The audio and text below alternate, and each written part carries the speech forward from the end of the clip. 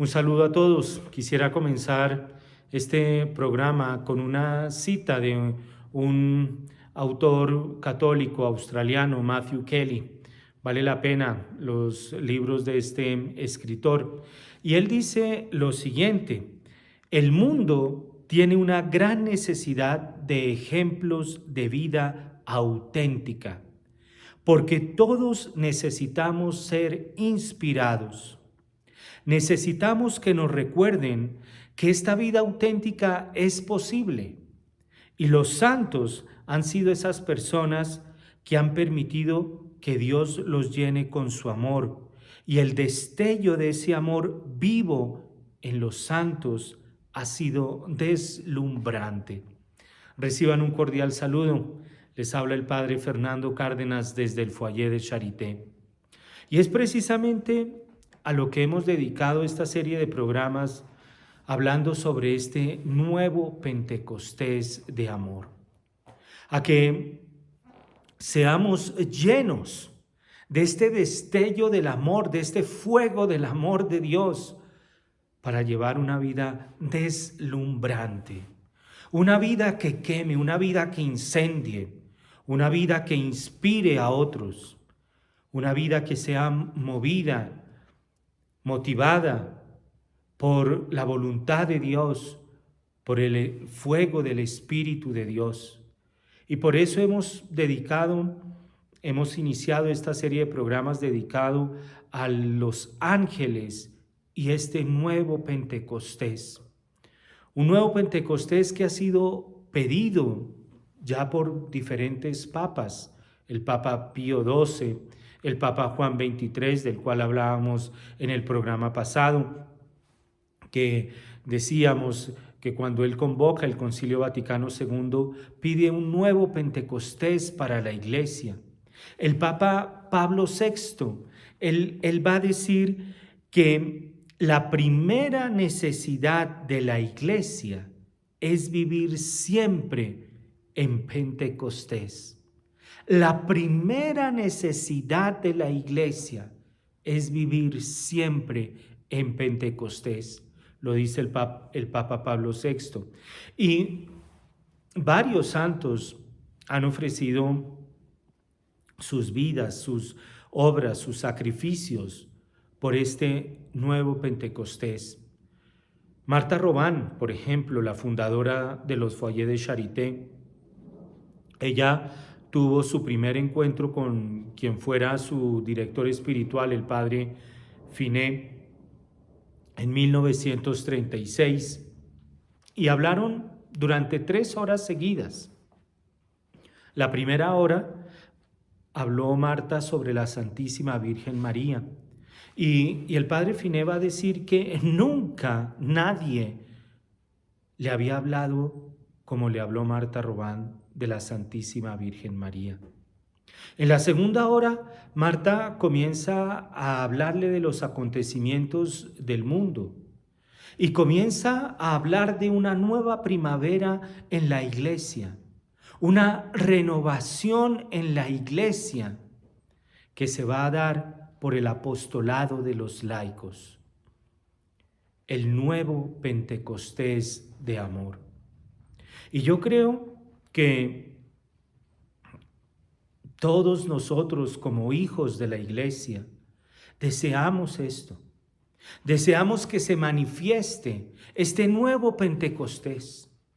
Deseamos ser inspirados. Necesitamos ver personas deslumbrando del amor de Dios, apasionadas por el amor de Dios, pero también necesitamos inspirar a otros, dejándonos llenar por este fuego divino, por este fuego de lo alto.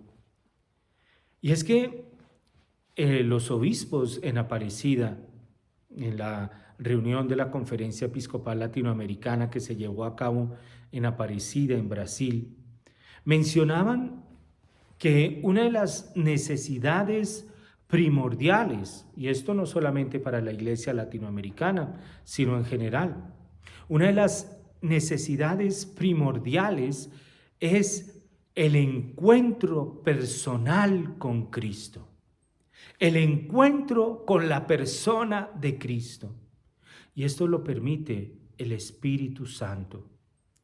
El Espíritu Santo nos hace vivir esa experiencia de la inmediatez de Dios en nuestro corazón, en la historia. El Espíritu Santo es el que nos permite ver, tocar, sentir, hablar con Dios. Es el Espíritu de Dios. Por eso, el Espíritu Santo responde a esta necesidad que hay en el corazón de cada uno de nosotros, que hay en el corazón de cada hombre. A lo largo de la historia, el hombre ha querido relacionarse con Dios. Recordemos toda esa mitología griega que me encanta, en lo personal me encanta, porque viene a ser como ese anhelo, viene a representar ese anhelo que hay en el hombre por participar de la vida divina, por gozar de lo que hacen los dioses. Prometeo, por ejemplo, que roba el fuego de los dioses. Es ese deseo muy profundo que hay en nosotros de entrar en relación con Dios, de relacionarnos con Dios, de tocar a Dios, de verlo, de sentirlo, de dialogar con Él. Y esto lo permite el Espíritu Santo. Pablo VI, en una audiencia que tuvo con los cardenales el 21 de diciembre de 1973, Pablo VI, en una audiencia del 21 de diciembre de 1973, él decía lo siguiente: el aliento del Espíritu Santo viene a despertar en la Iglesia energías adormecidas, a suscitar carismas ocultos para difundir este sentido de vitalidad y de alegría que en todas las épocas de la historia definen la juventud y la actualidad de la Iglesia. El Papa Francisco nos ha dicho que la Iglesia no puede ser un museo, que los cristianos no debemos ser momias, momificados. Debemos siempre tener esa vitalidad.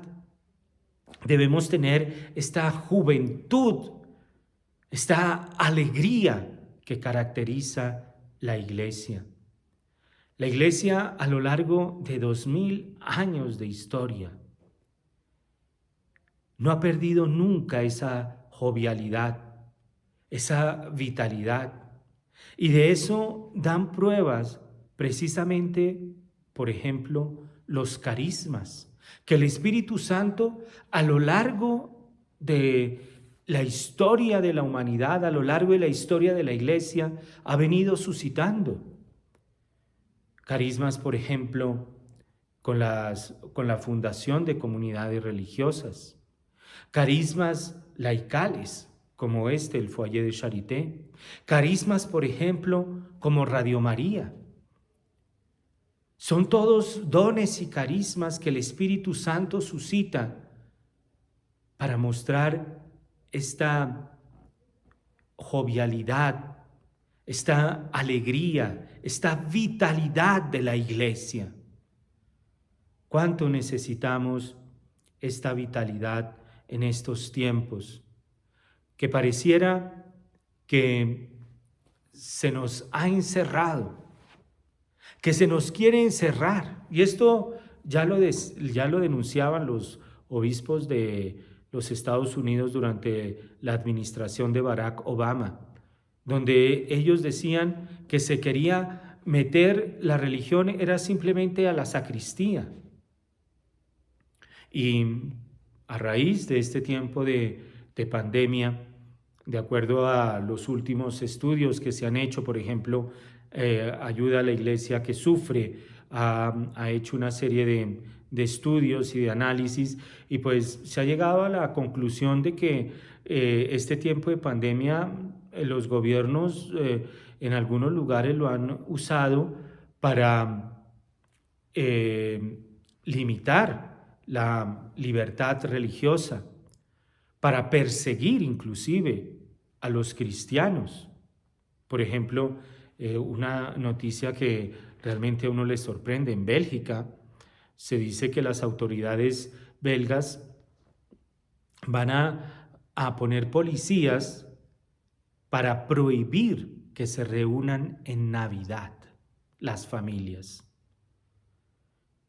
¿Cuánto necesitamos esta vitalidad en estos tiempos para mostrar que la iglesia continúa siendo madre y maestra, para continuar mostrando que el mensaje de Cristo tiene toda la actualidad, que no ha perdido su vigencia, que no ha perdido su sabor, que no ha perdido nunca esa vigencia de relacionarnos con Dios? Por eso, por algo, y creo yo, una de las posibles razones, Pablo VI decía que es una de las necesidades más apremiantes de la iglesia vivir en un constante Pentecostés. Porque el Pentecostés es ese encuentro con un Dios vivo, resucitado, vencedor de la muerte. El Pentecostés es el que le dio valor a los apóstoles para ir a predicar el mensaje de la buena nueva. ¿Cuánto necesitamos nosotros, la iglesia entera, este Pentecostés? De ahí que, vuelvo y repito, papas, místicos hayan insistido tanto en este nuevo Pentecostés de amor. Y es que les voy a leer algunas cifras ya de algunos años. Esto es de algunos años atrás, no son cifras actualizadas. Sin embargo, nos vienen a dar una idea de la necesidad de este contacto con Dios, de la necesidad de este nuevo Pentecostés en la iglesia y en cada uno de nosotros. El 95% de los franceses quiere que haya iglesias. Y uno pensaría, buenísimo, claro, el 95% de los franceses quiere que haya iglesias. Pero la mayoría de ellos no entra en ninguna iglesia. Interesante. Quieren iglesias, pero no quieren entrar a la iglesia. Algo de museo, algo bonito, algo que embellezca la ciudad, que embellezca el pueblo, pero no quiero entrar a la iglesia. El 88% de los franceses exigen el bautismo para sus hijos. Excelente, el 88%, excelente. Pero más de la mitad de los franceses no conocen a Jesús. Interesante. Quieren el bautismo, pero no saben qué están pidiendo. Y 2/3 partes de los franceses no creen en la resurrección. Quieren el bautismo, piden el bautismo, el 88% de los franceses, pero las 2/3 partes no creen en la resurrección. Y el bautismo es participar de la muerte y resurrección de Cristo. Estos datos son solamente muestras de esta necesidad de un nuevo Pentecostés. ¿Por qué se quiere el bautismo, pero no se cree en la resurrección de Cristo? porque no se tiene la relación con Cristo vivo. En alguna ocasión recuerdo una señora en un retiro me preguntó que si yo era de la renovación carismática. Y pues no tengo nada contra la renovación carismática, me gusta, me parece que es una respuesta pastoral para estos tiempos. Estuve en Roma en los 50 años de la renovación carismática. Sin embargo, no pertenezco como tal a la renovación carismática. Y entonces esta señora en un retiro me pregunta que si yo era de la renovación carismática y le dije no, ¿por qué? Me dice es que la renovación carismática son los únicos que hablan de un Jesús vivo. ¡Wow! ¡Qué examen de conciencia! ¡Qué examen de conciencia! Que solo para esta señora, solo en un grupo, se hable de esto, de que Jesús está vivo.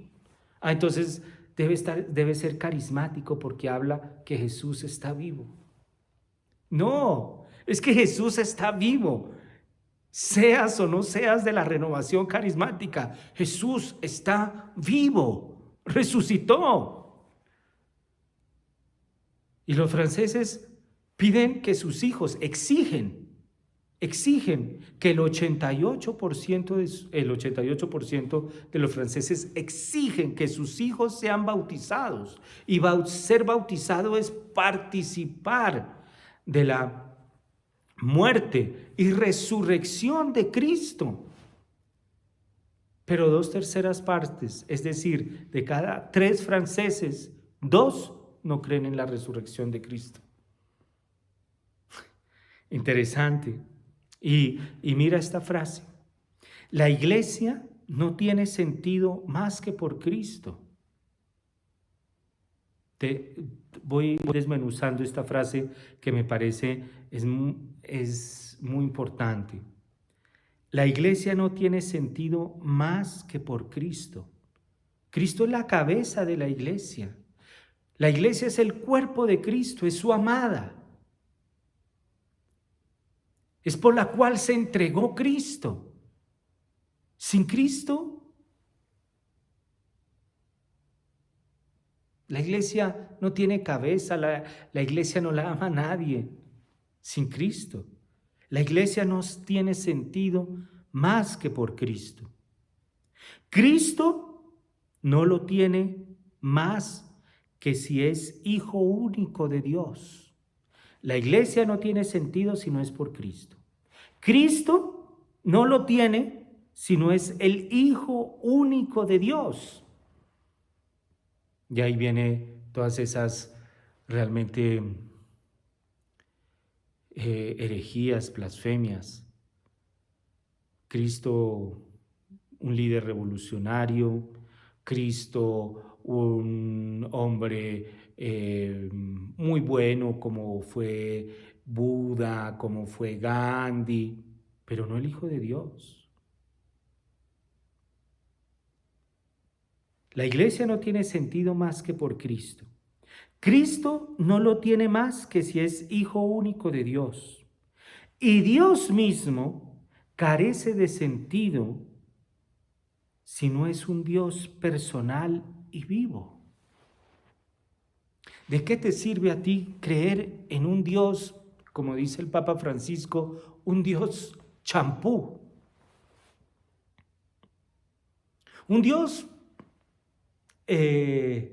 digámoslo así, difuminado, difuso.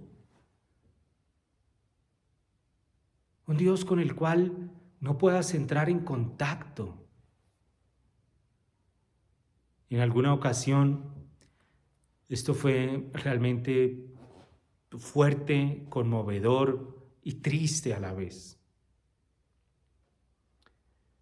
Un amigo me invitó a que lo acompañara a una secta. Él estaba haciendo un trabajo sobre sectas.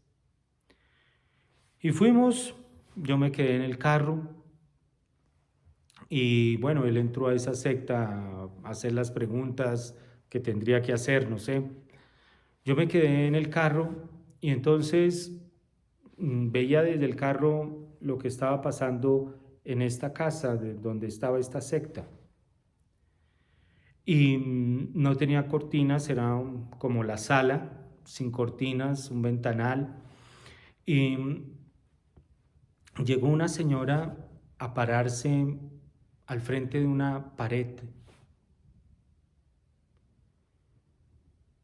Y allá tenían la foto del líder de la secta y esta señora comenzó a hablar con esta foto. ¿Qué sentido? Yo me preguntaba, ¿qué sentido tiene esto? Fue muy conmovedor, fue muy fuerte y fue muy triste. Una persona hablándole a una pared, a una foto. Dios no tiene sentido si no es el Dios vivo, personal, con el cual tú y yo nos podemos relacionar. Hay un libro que se llama La conversión de un gurú, creo. Sí, creo que se llama así. Y pues trata sobre eso, la conversión de un gurú en la India. Y él entonces va relatando su vida y él dice que el papá, cuando él era muy niño, se desatendió, se olvidó de atender, de cuidar los asuntos de su familia porque se iba a dedicar a meditar. Y eso fue un choque fuerte para los niños. El papá ya no hablaba, el papá ya no comía, el papá ya no compartía. Y se murió el papá. Y entonces no lo enterraron, lo metieron como, si mal no recuerdo, como una especie de galpón. Dejaron ahí las cenizas, lo dejaron como 3 días ahí porque a los 3 días tenían que entrar y ver en qué animal o en qué cosa se reencarnaba. Y miraron las cenizas y encontraron huellas de pájaro. Y entonces dijeron que el papá se había reencarnado en un pájaro. Y él cuenta ahí, este gurú que después se convierte al catolicismo, cuenta que desde ahí fue algo chocante porque él veía un pájaro y decía, este puede ser mi papá. Y después él entra al galpón donde habían estado las cenizas y vio que arriba del galpón estaba un nido de pájaros, y esa era la razón por la cual estaban las huellas de los pájaros en las cenizas de su papá. Dios no tiene sentido si no es un Dios personal, si no es un Dios con el cual podemos entrar en contacto, si no es un Dios, y esta fue la misión de nuestro Señor Jesucristo, enseñarnos a llamar a Dios Padre. Y dice San Pablo, esto no lo podemos hacer si no es por el Espíritu Santo que clama, Abba, Padre. Sin el Espíritu Santo no podemos ver, no podemos invocar, no podemos entrar en relación con ese Dios personal. Mira la importancia de este Pentecostés en nuestras vidas. Repito esa frase de Pablo VI, la necesidad primordial de la iglesia es vivir en un constante Pentecostés, en un permanente Pentecostés, que me permita a mí entrar en relación con ese Dios vivo, verdadero, porque lo contrario no tiene sentido. No tiene sentido. Y este es uno de los desafíos más apremiantes de nuestra época. Es lo que se conoce como el ateísmo práctico. Personas que ni se molestan en saber si Dios existe, si no existe. Personas que viven como si Dios no existiera. Se levantan sin dar gracias a Dios. Se acuestan sin dar gracias a Dios. Comen sin dar gracias a Dios. Vivimos sin dar gracias a Dios. Y estas personas, vuelvo a esa cita que leí al comenzar este programa, estas personas que han sido llenas de este amor, vienen a deslumbrar, vienen a indicarnos que hay algo más allá y por eso atraen. Una Madre Teresa de Calcuta atraía porque indicaba que es posible relacionarse con Dios. Un San Francisco de Asís atrae. Un Beato Carlo Acutis atrae. Y este autor, mira lo que dice. Hasta un ciego sabe cuando está en presencia de una luz brillante. Hasta un ciego sabe cuando está en presencia de una luz brillante. Aquí en el foyer tenemos un padre que es invidente, pero él nota, él percibe cuando la luz está prendida. Y entonces en la noche él tiene como un bastón, tiene una orientación perfecta, él, gracias a Dios, se vale por sí mismo. Pero en la noche si ve en algún corredor o en algún cuarto una luz prendida, él se detiene y pregunta, ¿hay alguien aquí? ¿Por qué la luz está prendida? Hasta un ciego sabe cuando está en presencia de una luz brillante.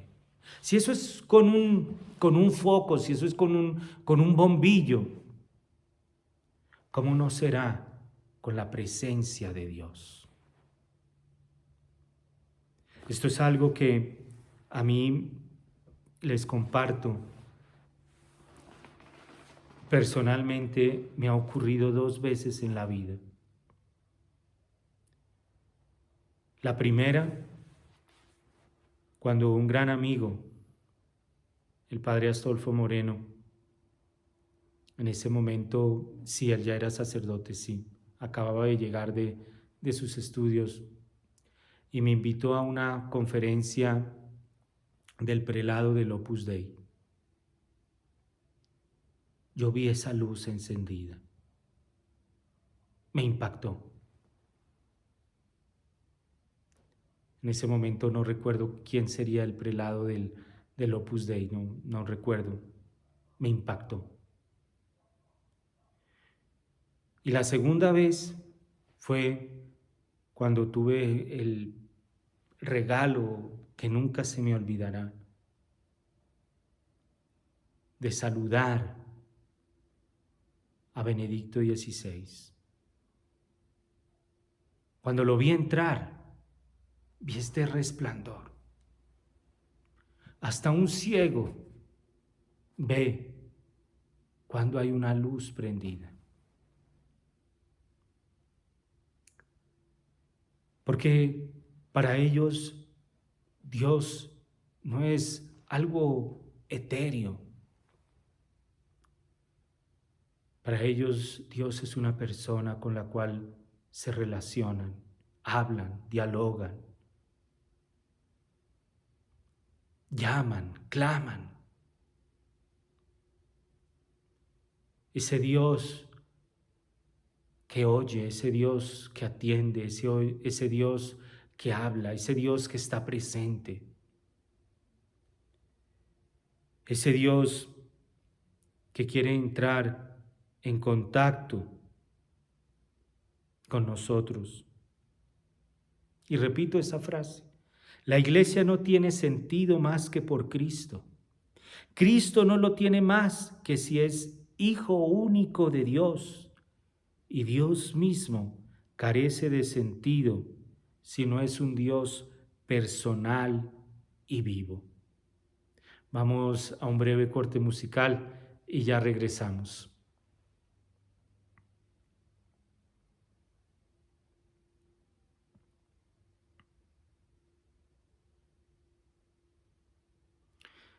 Estamos hablando de los ángeles y el nuevo Pentecostés de amor. En el programa pasado ya habíamos comenzado sobre este tema y mencionamos que, siguiendo a Pablo VI, es una de las necesidades más apremiantes de la iglesia, porque el mayor regalo que los cristianos podemos hacer a los hombres de hoy, el mayor regalo, estamos en vísperas de Navidad, el mayor regalo que los cristianos podemos dar a los hombres de hoy es dar un sentido al mundo y darlo en Jesús. Mostrar que todo esto tiene un sentido. Mostrarle el sentido en Jesús. El sentido del mundo en general, pero el sentido de sus vidas en particular. Y esto es una misión de cada cristiano. Que tú y yo seamos inspiradores de otros para abrazar una vida auténtica, con sentido, y no una vida mediocre. Ya hay muchos inspiradores de vidas mediocres. Hay muchos ya de vidas auténticas. Necesitamos. Y es el mayor regalo que podemos dar. Y estoy diciendo vidas auténticas. Vidas con un objetivo, vidas con sentido.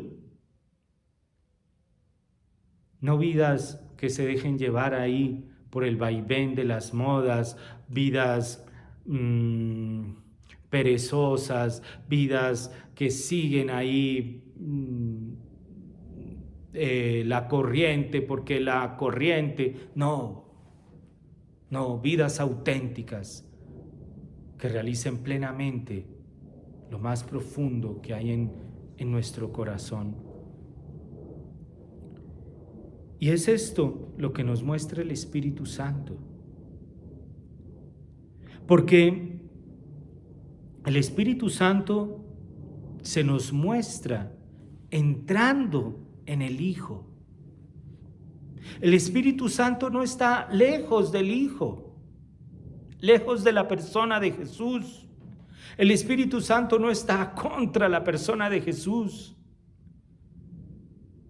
El Espíritu Santo está o se nos da entrando en la persona de Jesús, no apartándonos de Él.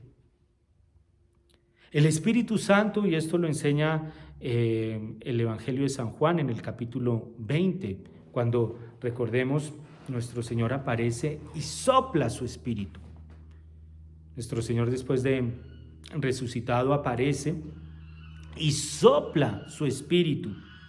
Y el Espíritu Santo, siguiendo esta escena del Evangelio de San Juan en el capítulo 20, es el aliento del Hijo.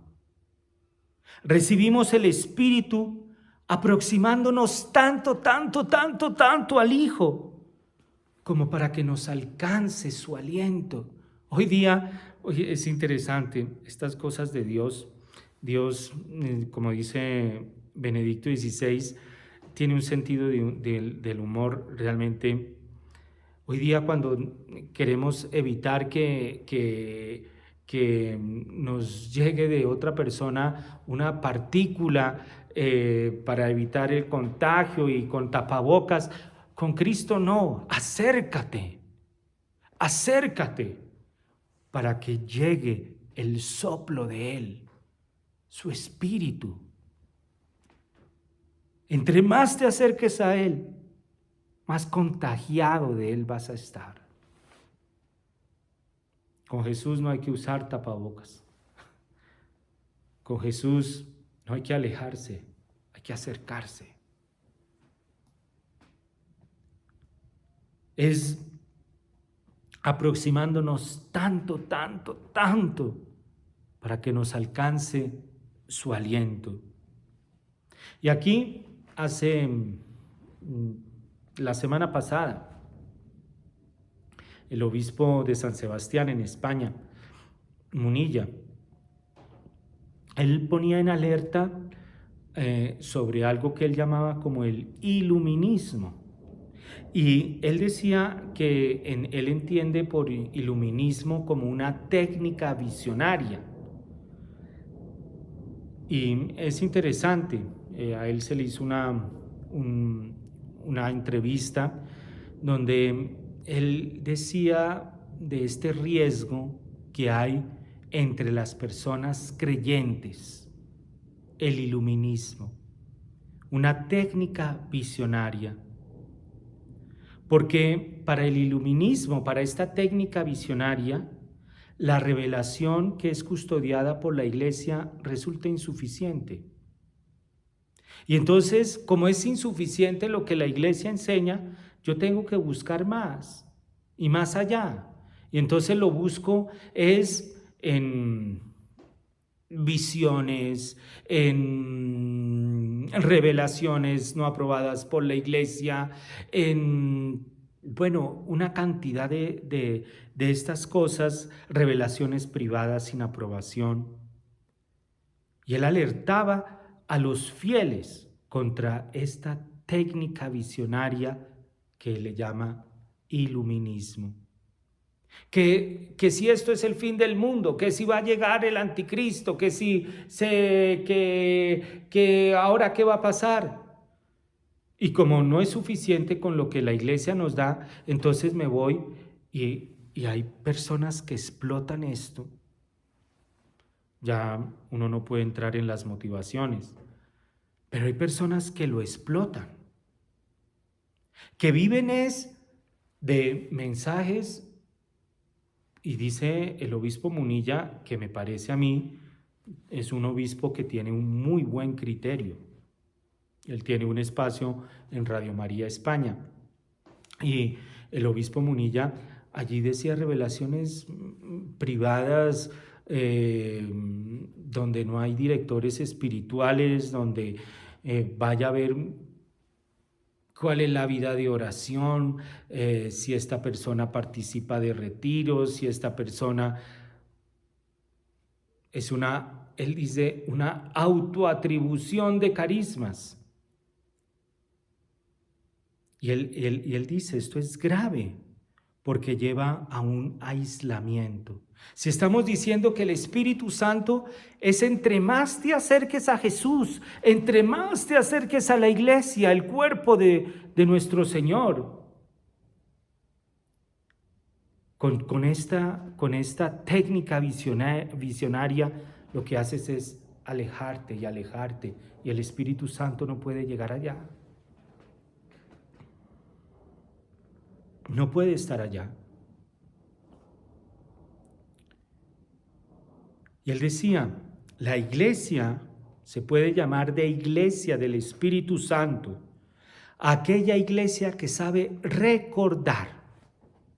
Benedicto XVI, cuando Ratzinger, antes de ser Benedicto XVI, antes de ser Papa, él dio una serie de conferencias sobre la Iglesia en Brasil, en Río de Janeiro, y él decía que la Iglesia es un cuerpo. Esto ya Pío XII lo mencionaba, la Iglesia es un cuerpo y tiene órganos, como el cuerpo tiene órganos, tiene manos, tiene ojos, tiene oídos. Y aquí una genialidad de Ratzinger. Y él decía, la iglesia tiene memoria. Y la memoria de la iglesia es el Espíritu Santo, decía Ratzinger. La iglesia del Espíritu Santo es aquella que sabe recordar con mayor profundidad, que se compenetra más con la palabra y se hace más viva y rica. Recuerda con mayor profundidad. Con mayor profundidad, cada vez más con mayor profundidad, profundizando más la palabra de Dios. Es la que tiene la memoria. Es esa la iglesia del Espíritu Santo. La marca del Espíritu Santo es la verdadera generosidad, el alejamiento de sí mismo. Ahí, hablando de estas técnicas visionarias, hay algunos de estos pseudovidentes que viven ensimismados, alrededor de sí mismo. Una marca del Espíritu Santo es la verdadera generosidad, el alejamiento de sí mismo, una aproximación a la totalidad, no a la parcialidad, porque sería una secta. Y la marca por excelencia es el amor que se prueba en la unidad. Y es un amor, sí, que se prueba en la unidad y se demuestra edificando y soportando. Aquí, en un libro de C.S. Lewis, bien interesante, que se llama El Gran Divorcio. El Gran Divorcio. Es un paseo que hacen los condenados al cielo. Y allí él describe el infierno, C.S. Lewis. Y él dice que el infierno crece es por expansión. ¿Por qué? Porque comenzaron juntos, vecinos, el uno del otro, el condenado A con el condenado B, vecinos, pero no se soportaron. Entonces se fueron lo más lejos posible, porque no se soportaron. La unidad que se edifica en el amor y que se demuestra en la edificación y en soportarlo. Es que no lo aguanto, entonces me voy de aquí o que él se vaya. No.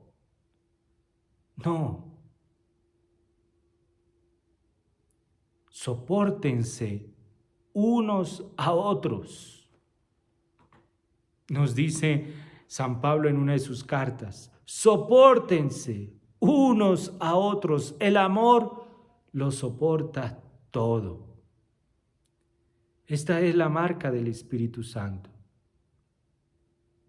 Cuando dices, no, es que no lo soporto, y te vas, y echaste el portazo, no tienes la marca del Espíritu Santo. No tienes la marca del Espíritu Santo. Porque lo que edifica es el Espíritu Santo.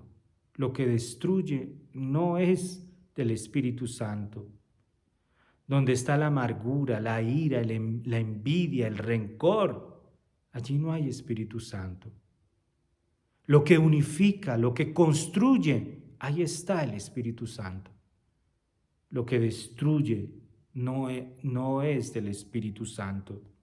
Pero también el Espíritu Santo se conoce con la palabra griega parácleto, que significa abogado, defensor, el que aboga, el que defiende, y está en contra del otro, que es el que acusa, del diabolos, del acusador, del calumniador, del que día y noche está acusando a nuestros hermanos delante de Dios, según nos dice el libro del Apocalipsis, en el capítulo 12, versículo 10. Es propio del Espíritu Santo consolar, abogar por el otro, defender al otro, justificar al otro. Yo soy abogado, yo estudié Derecho. Y algo que hay veces cuando las personas me dicen, padre, es que yo tengo este problema y es que vivo criticando a otro. Bueno, pero siempre termina con un juicio absolutorio. Siempre. Que es perezoso, pero está haciendo un gran esfuerzo. Es trabajador. Siempre termina absolviendo. Siempre. Y los ángeles, nos lo muestra el Nuevo Testamento, gozan de una relación privilegiada con el Espíritu Santo. Los ángeles vienen a comunicarnos esta cercanía, esta relación de la cual ellos gozan. Fíjense ustedes, por ejemplo, en el Apocalipsis, en el capítulo 1, versículo 4, o en el capítulo 4, versículo 5, o en el capítulo 5, versículo 6. Es fácil. Apocalipsis, capítulo 1, versículo 4. Apocalipsis, capítulo 4, versículo 5. Y Apocalipsis, capítulo 5, versículo 6. Allí se habla de los 7 espíritus. Y los exegetas, los teólogos, hasta el momento están en una discusión. Bueno, ¿estos 7 espíritus son 7 ángeles o es el Espíritu Santo? Porque están tan relacionados que no es fácil llegar a decir, no, estos son los ángeles, o no, este es el Espíritu Santo. Esto nos lo muestra el libro del Apocalipsis. También en el Nuevo Testamento se nos muestra algunas veces los ángeles asumiendo funciones propias del Espíritu Santo, un trabajo en común.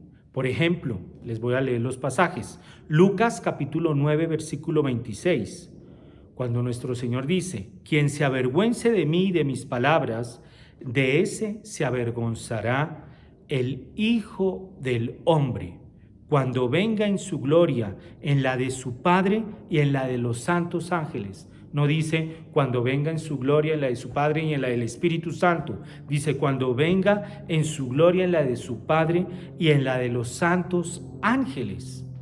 Asumen posiciones propias del Espíritu Santo. Mateo 16, 27 es el paralelo. Primera carta de Timoteo, capítulo 5, versículo 21. Yo te conjuro en presencia de Dios, de Cristo Jesús y de los ángeles escogidos. San Pablo no dice, yo te conjuro en presencia de Dios, de Cristo Jesús y del Espíritu Santo, sino que dice, yo te conjuro en presencia de Dios, de Cristo Jesús y de los ángeles escogidos. Por eso la posición de los ángeles, la tarea con las cuales se les presenta a ellos en el Apocalipsis, corresponden a la posición del Espíritu Santo. Apocalipsis 4, capítulo 5. Del trono salen relámpagos y fragor y truenos. Delante del trono arden 7 antorchas de fuego, que son los 7 espíritus de Dios. ¿Esto se refiere a 7 ángeles o se refiere al Espíritu Santo? Vuelvo y repito, los exegetas no se han puesto de acuerdo. El Espíritu de Dios es el lazo que une al ángel y al hombre con el Padre y con el Hijo. El Espíritu Santo es el lazo que une al ángel y también al Padre, que une al ángel y también al hombre con el Padre y el Hijo. Sin el Espíritu Santo no se da este lazo. Y los ángeles vienen a manifestar esta cercanía con el Espíritu Santo. En el Evangelio de Lucas y en los Hechos de los Apóstoles, que también fue escrito por Lucas, se nos presenta este trabajo conjunto de ángeles y Espíritu Santo. Los ángeles actúan, vienen, y el Espíritu Santo llega con su palabra de autoridad. Por su cercanía con el Espíritu Santo, a los ángeles les debe caber una tarea especial en la santificación y en la redención de los hombres. Vamos a continuar hablando de esta relación de los ángeles con este Espíritu Santo, el Espíritu de Dios, ahora que se aproxima la Navidad, para entrar en relación con este Hijo de Dios hecho hombre, porque el Espíritu Santo es este lazo que une al ángel y al hombre con el Padre y el Hijo. Que Dios los bendiga. Una feliz noche para todos.